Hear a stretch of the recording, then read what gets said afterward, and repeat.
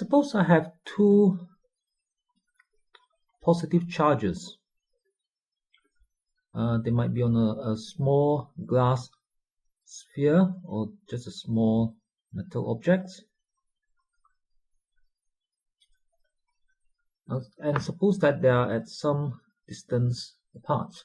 There is a formula that allows us to calculate the force between those two. In this case, for example, the force of repulsion between the two charges. That formula is called Coulomb's law, and the formula is force equals to 1 over 4 pi epsilon naught multiplied by Q1 times Q2 over R squared. So these two are multiplied together. Now, right, we need to explain the terms a little bit more. Q1 is the charge on one object. Q2 is the charge on the other object.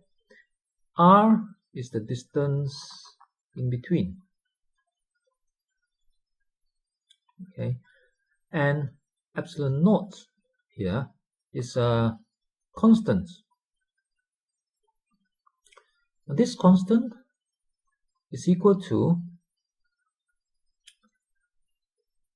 8.85 times 10 to the power of minus 12. The units is farad per meter. We'll learn more about this unit called farad later on, but for now, just note that this is the SI unit for epsilon naught.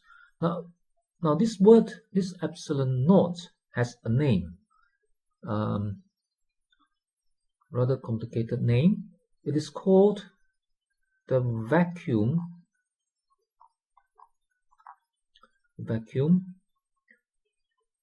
permittivity.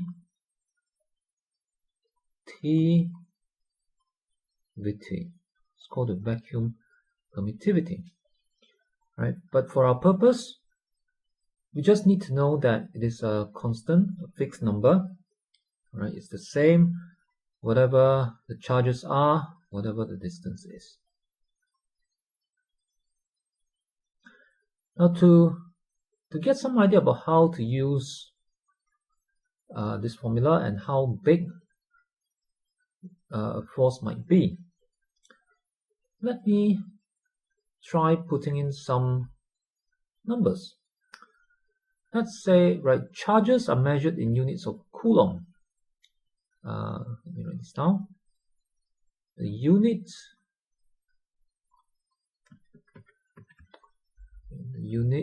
of charge. This is electrical charge. The unit of charge is given by the letter C, and C stands for Coulomb.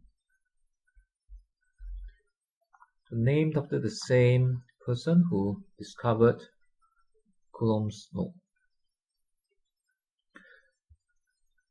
So for example, let's say the charge on this glass sphere, this glass ball, let's say it is 0.0001 Coulomb. Let's say the charge on the other glass sphere is also 0.001 Coulomb.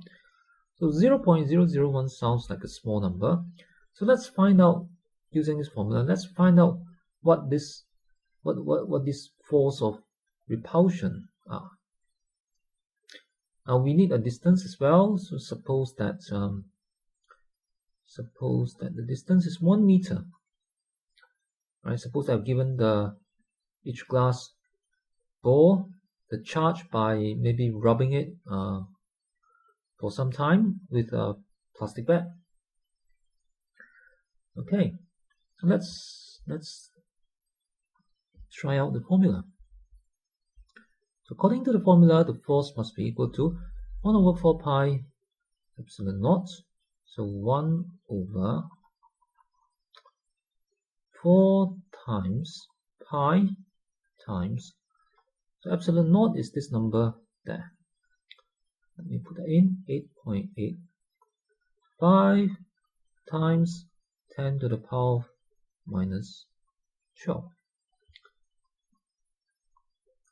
Okay, I need to multiply this by Q1, Q2 over R squared. So those would be 0.001 times 0.001. So these are Q1, Q2 over R squared. R is 1 meter, so that would be 1 squared.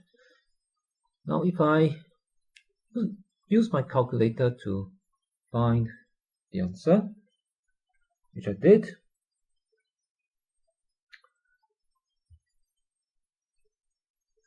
I would get 8940 Newton.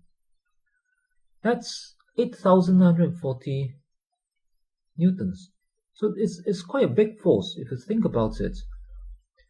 Right, this is like the weight of, roughly speaking, right? If I divide by 10, I'll get the mass of, if this is the weight of an object, right, the mass, I would get it by dividing by 10, which would be 894 kilogram. So this is equivalent to the weight of a 894 kilogram mass.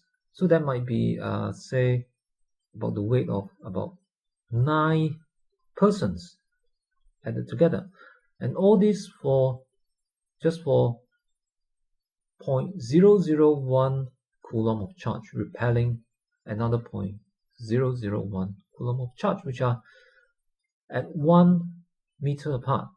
So two charges that looks quite small, at least by the looks of the number, and which seems to be quite far away. I mean, 1 meter is not that close together.